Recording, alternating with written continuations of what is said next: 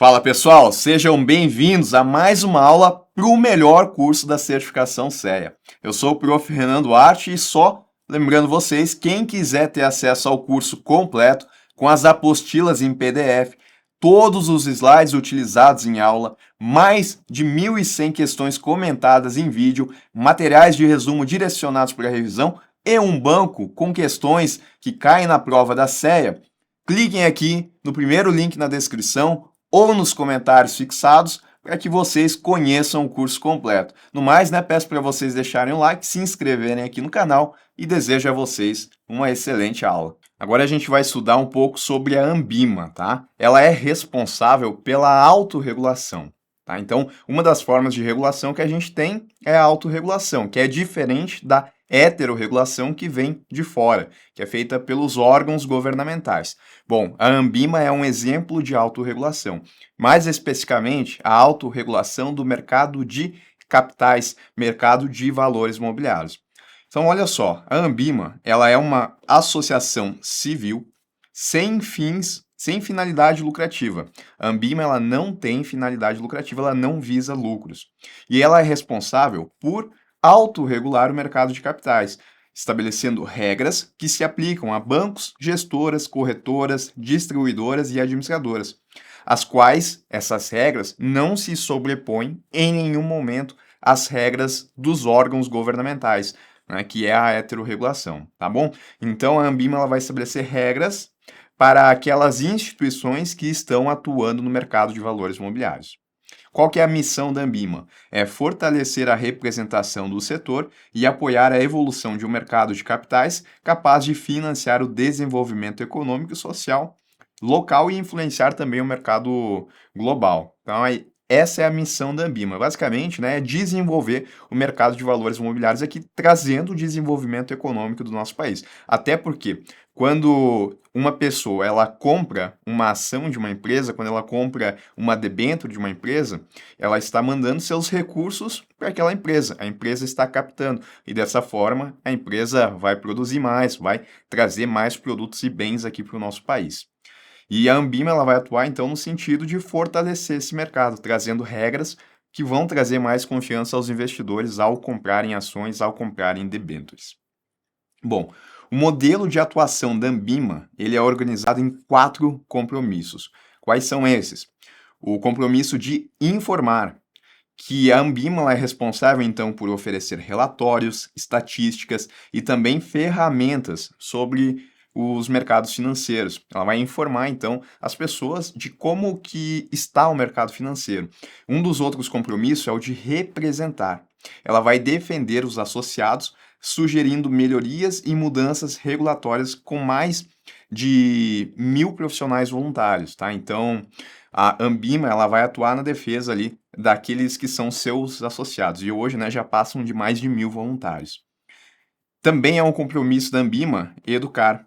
Ela vai capacitar profissionais e investidores com certificações e programas educacionais. Então, a ideia de se tirar certificações financeiras vem justamente desse compromisso de educar da Anbima. Então, para algumas atividades são necessárias certificações diferentes, para mostrar que aquele atendente, que aquela pessoa que está atuando no banco, ela tem conhecimento do que ela está oferecendo.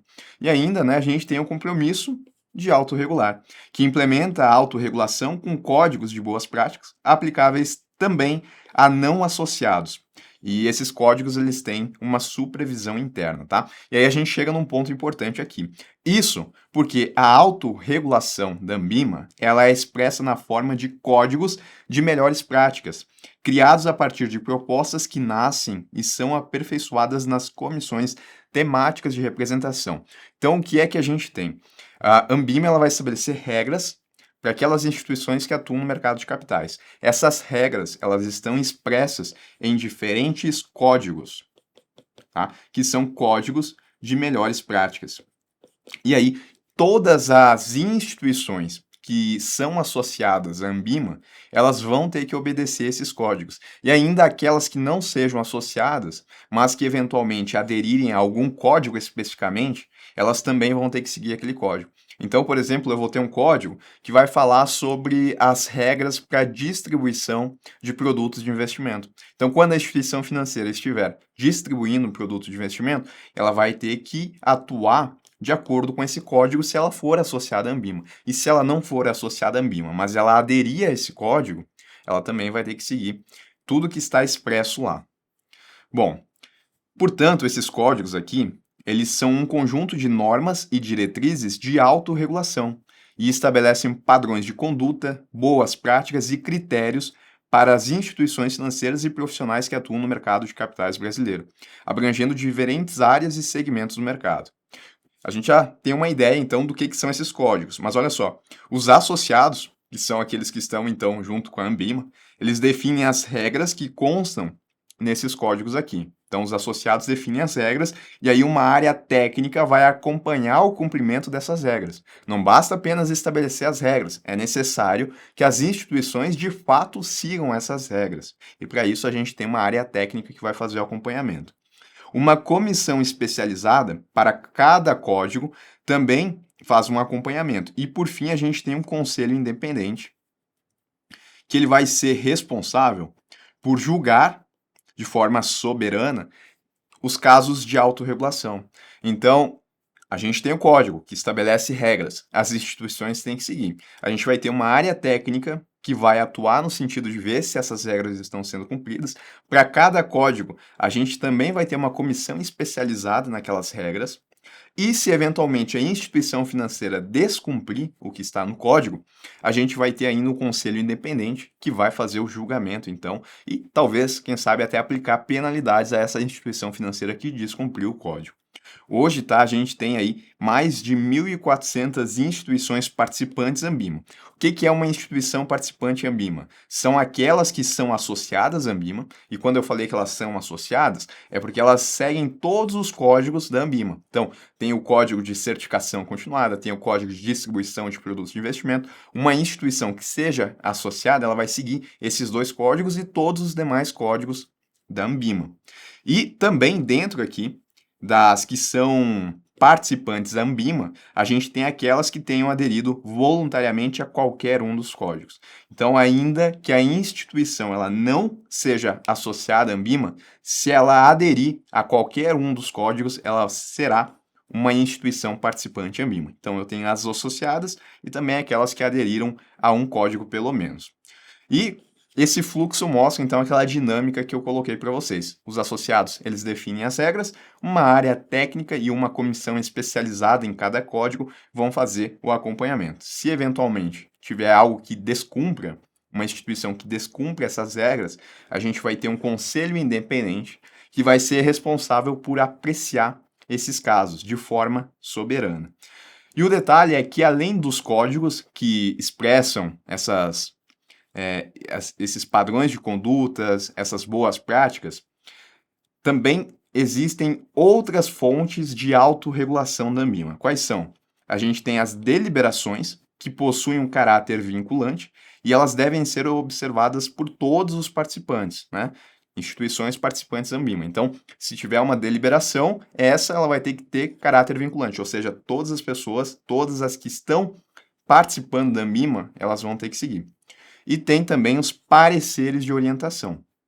Esses eles não possuem caráter vinculante e têm o objetivo de orientar e esclarecer regras e procedimentos. Então, vai trazer ali vai explicar algum tipo de procedimento, vai trazer algum tipo de definição, vai ser algo que vai orientar. Por conta disso, ele não tem um caráter vinculante porque ele não está definindo alguma coisa. Se for para definir alguma coisa, ou vai ser nas deliberações, que tem caráter vinculante, ou então vão ser nos códigos de melhores práticas, tal como a gente viu. E pessoal, agora a gente vai estudar um pouco aqui de alguns dos códigos da Anbima, tá? Começando aqui pelo Código de Ofertas Públicas. Sobre o que fala esse código? Ele dispõe sobre as atividades de estruturação, coordenação e também distribuição de ofertas públicas de valores mobiliários. Exemplo, tá, de um valor mobiliário, uma debênture. Eu tenho uma empresa, né, que ela vai emitir debêntures para captar recurso. Ela vai precisar de instituições financeiras que vão fazer a estruturação, vão fazer a coordenação e também vão fazer a distribuição dessa debênture para o público. E aí, né, essas instituições que trabalham nesse sentido, elas têm que seguir as regras aqui desse código, né? Aquelas instituições que sejam elas associadas à Ambima que aderirem a esse código, tá? Então, esse código ele dispõe sobre essas atividades, estabelecendo regras e princípios aplicáveis às instituições que participam desse processo. Ele é criado pela Ambima, tá? Tem um caráter autorregulatório, que é o caráter da Ambima, e busca promover a transparência, a eficiência e a proteção dos interesses de quem? Tá sempre aqui dos interesses dos investidores, tá? Sempre eles que são o principal foco da Ambima, nesse caso aqui, tá? Ao mesmo tempo que o código ele vai padronizar os procedimentos das ofertas, tá? Que são as ofertas dos valores imobiliários. O código, então, ele enfatiza a importância de informações que sejam claras, precisas, além também, né, de alguns princípios éticos que devem nortear a atuação das instituições participantes. Além disso, tá? Ele esclarece a relação entre as normas do documento e as regras regulatórias vigentes, sendo de observância obrigatória para as instituições que escolheram então fazer a adesão desse código aqui. Lembrando que nunca existe sobreposição entre a legislação, né, a regulação que a gente tem vigente, e as normas de autorregulação. Se existir alguma contradição, sempre vai valer a regulação vigente. Outro código, tá? Esse daqui ele trata da administração e gestão de recursos de terceiros. Tá? Então ele vai ser responsável aí por essas atividades, né, que envolve aqui principalmente gestão aí de fundos de investimento. Então ele estabelece princípios também éticos, normas de conduta e padrões operacionais para as instituições participantes que também, nesse caso, escolherem aderir a esse código aqui. Tá? Os principais objetivos são promover altos padrões fiduciários, garantir a padronização dos processos e assegurar a transparência e a qualidade das informações que são enviadas à Ambima. Além disso, tá, o código ele prevê a supervisão das atividades das instituições pela Ambima, com foco em boas práticas e na prevenção de conflitos de interesse. Tudo isso, né, em relação a quais atividades? A administração fiduciária, gestão de recursos de terceiros e também de patrimônio financeiro de fundos de investimento e também das carteiras administradas, tá? E aí, entre algumas obrigações que estão previstas aqui no código, né, a gente pode destacar aqui o cumprimento dos procedimentos de administração de risco, gestão de liquidez e a responsabilidade pela correta alocação e rateio de ordens de compra e venda nos veículos de investimento. O que significa isso, né? É aquela preocupação com o recurso que está no fundo de investimento, né? Dos cotistas. Então, que esse fundo ele tenha liquidez o suficiente para conseguir fazer atender a solicitação de resgate, por exemplo, né, dos cotistas quando for o caso. Administração de risco, né, para seguir o objetivo, a política de investimento daquele fundo. Então, é mais nesse sentido aqui que esse código ele vem estabelecer algumas obrigações. Ele também aborda temas como a contratação de terceiros em nome dos fundos, né? Muitas vezes é necessário contratar terceiros para que eles exerçam funções, né, daqui a pouco de fazer ali a parte de custódia, de distribuição, de auditoria interna. Então, nesse caso, existem regras aqui nesse código e também a classificação dos fundos de acordo com a estratégia e a composição da carteira. A própria Ambima, né, ela tem um modo dela de classificar os fundos de investimento.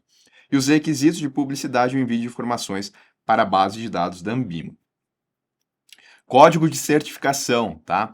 Mais um código da Ambima. Esse daqui, ele tem por objetivo estabelecer, né, princípios e regras para a capacitação técnica dos profissionais das instituições participantes que desempenham as atividades elegíveis, tá? Quem são esses profissionais? São aquelas pessoas que estão ali, né, principalmente na rede bancária, atendendo os seus clientes. Não só esses, né, mas principalmente esses. Então, o código de certificação ele vem trazer esse ateste de que esses profissionais que estão atendendo ali, eles tenham o conhecimento suficiente para conseguir atender bem a população como um todo, tá? Por isso que eu falo aqui de capacitação técnica dos profissionais. Das atividades elegíveis, aquele pessoal que vai estar ali daqui a pouco, né, ofertando produto de investimento, produtos mais simples, produtos mais complexos, ou também alguns profissionais aí que vão fazer a gestão de recursos de terceiros. Quem é que segue, quem é que, né, se a instituição ela fazer adesão aqui a esse código, para quem é que ele se destina, tá? Qual que é a sua abrangência?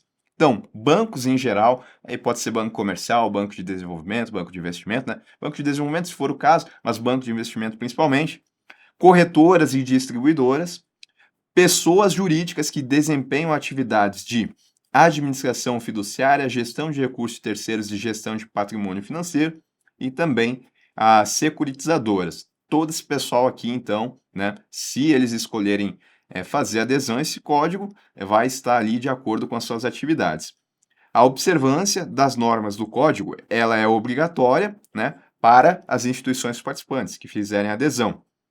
Sempre ressaltando, né, que o código ele não se sobrepõe à regulação vigente. Caso a gente tenha algum tipo de contradição, vai valer o que a gente tem na regulação, tá? E o que for contrário, que o código estiver falando que não está de acordo com a legislação, isso vai ser desconsiderado, tá? São considerados descumprimento as obrigações e os princípios do código, né? Não apenas a inexistência das regras e procedimentos exigidos, tá? Mas também a sua não implementação ou implementação inadequada para os fins previstos no código. Então, por exemplo, o código, ele tem uma obrigação lá que diz que a instituição financeira ela tem que estabelecer controles internos, ela tem que fazer daqui a pouco a verificação lá de que seus profissionais estão certificados. Se a instituição ela estabelece esse controle, mas esse controle ele não é adequado, ele é insuficiente, isso vai ser considerado como um descumprimento, tá? Não é só ir contra os princípios, mas fazer e não fazer bem feito também vai ser considerado um descumprimento. E aí a instituição ela vai poder sofrer algum tipo de punição dentro aqui, é claro, né, do quadro da Anbima. Princípios gerais de conduta que esse código de certificação ele estabelece. Vamos lá. Então, as instituições participantes, elas devem garantir que os seus profissionais possuam reputação ilibada, né? Tenham ali, então, todo aquele cuidado de ter a sua reputação ilibada, né? De não ter condenação, nada desse tipo. Exerçam as suas atividades com boa fé, transparência, diligência e lealdade. Cumpram as suas obrigações com o mesmo cuidado que uma pessoa prudente teria na administração dos próprios negócios, né? Então tá lá o profissional oferecendo o produto de investimento ao seu cliente. Ele tem que ter o cuidado de fazer a gestão do patrimônio do cliente igual ele teria se ele estivesse fazendo a gestão do seu próprio patrimônio. É esse o tipo de cuidado que a Anbima espera dos profissionais, tá? É um dos princípios de conduta aqui. Atuem de acordo com os princípios de liberdade, de iniciativa e a concorrência leal, evitando práticas desleais e condições não equitativas. Evitem práticas que conflitem com as regras e princípios do Código da Regulação vigente, né? Então, obviamente, né, evitar esse tipo de comportamento que conflita. Adotem condutas compatíveis com a idoneidade moral e também profissional, né? Essa responsabilidade profissional. Não participem de investimentos ilegais, aqui é não, tá? Fraudes, corrupção ou manipulação de preço. Sejam diligentes na comunicação, evitando a veiculação de informações inverídicas ou imprecisas sobre o mercado financeiro de capitais. Aquela ideia, né, de responsabilidade profissional, de ter o cuidado que ele teria, né, na sua própria gestão de recursos. Também que os profissionais zelem pela precisão das informações relativas às suas atividades, qualificações profissionais e experiência, sempre informações verídicas, claras, né? Essa ideia de transparência, e sigam rigorosamente as disposições do código e também de outros códigos aplicáveis da Anbima, caso seja a situação da instituição que ele trabalhe, tá? As instituições devem assegurar que seus profissionais, no exercício de suas atividades, não tenham sido inabilitados para o exercício de cargo em instituições financeiras e demais entidades autorizadas a funcionar pelo Banco Central, CVM, Previx e SUSEP, tá? Então ele não pode ter sido inabilitado, porque se ele for inabilitado, ele não poderia estar atuando, né? Então as instituições ela têm que assegurar isso. Sua autorização para o exercício da atividade, ela tenha sido suspensa, cassada ou cancelada, não pode também. Ou ainda, sofrido punição definitiva nos últimos 5 anos. Chama atenção aqui para o prazo, né? É importante a gente lembrar desse prazo aqui de 5 anos. Em tese, né? Se daqui a pouco aparecesse na prova de vocês que é mais de 5 anos, não teria Problema, o que não pode é nos últimos 5. Em decorrência, mas aí, né, sempre respeitando também os princípios de conduta, tá? Em decorrência da sua atuação como administrador ou membro de conselho fiscal de entidade sujeita ao controle e à fiscalização dos órgãos reguladores mencionados anteriormente, tá? Quais eles? Banco Central, CVM, Previc e SUSEP, tá? Aqui é não. Não inabilitados, não suspenso, cassado ou cancelado e não sofrido punição definitiva nos últimos 5 anos. Quais são as certificações, então, né, que estão dentro aí do código de certificação que a Anbima ela fala? A gente tem a CPA 10, a 20, a CEA, CFG, CGA e CGE, tá? Então essas são as certificações da Anbima que esse código ele vem trazer, né, para testar a capacitação técnica dos profissionais. A CPA 10, ela vai ser então para aqueles profissionais que vão atuar, né, diretamente com o investidor, só que aqui eles estão focados em produtos mais simples, tá? E também aqui em necessidades mais comuns de investimento, tá? Então vai ser daqui a pouco um CDB, um produto de investimento automático, algo nesse sentido, tá? São produtos aqui mais simples, mas mesmo sendo mais simples, o profissional ele tem que entender do que ele está falando. E como é que as instituições vão garantir, né? Qual que é a fundamentação que ela tem para saber se o profissional ele consegue ter esse entendimento desses produtos mais simples? Se ele tiver a certificação CPA 10, significa que ele tem o conhecimento, porque ele passou, ele teve que estudar, ele passou por uma prova, conseguiu a aprovação, né? E ele entende, então, dos produtos que estão ali. Na CPA 10, no conteúdo programático, esses produtos vão ser abrangidos. CPA 20, outra certificação, só que aqui eu já tenho ela destinada a profissionais que atendem investidores do segmento, dos segmentos aqui de varejo de alta renda, private, corporate e institucionais. Então, são produtos um pouco mais complexos do que esses produtos simples aqui, tá? E aí, nesse caso, o profissional ele tem que mostrar que ele tem um pouquinho mais de conhecimento, né, do que o profissional que está ali atendendo esses produtos mais simples. Como é que ele faz isso? Sendo aprovado aqui na certificação CPA 20. Lembrando, tá, que as atividades que estão abrangidas aqui na CPA 10, se a pessoa foi aprovada na CPA 20, ela consegue também, né, por óbvio, atuar nessas atividades aqui também na CPA 10, né, porque acaba meio que se escalonando, né, então se a pessoa tem a CPA 20, pode atuar em todos os produtos aqui e também pode atuar no campo aqui da CPA 10. Mesma coisa com a CEA, tá? A CEA, quem tem a CEA consegue atuar na 20, consegue atuar também na 10. Isso, né, já trazendo aquela ideia de que a CEA ela é um pouquinho mais complexa. Isso porque ela é destinada a profissionais que vão assessorar gerentes de contas no processo de recomendação de investimentos para clientes. Se eles vão estar assessorando, é porque o conhecimento deles é maior, tá? Então, aqui eu vou ter profissionais que já têm um conhecimento maior de mercado, que vão atuar, né, com assessoria especializada. E aí, nesse caso aqui, é obrigatório a certificação, né, para esses profissionais que atuam com assessoria especializada.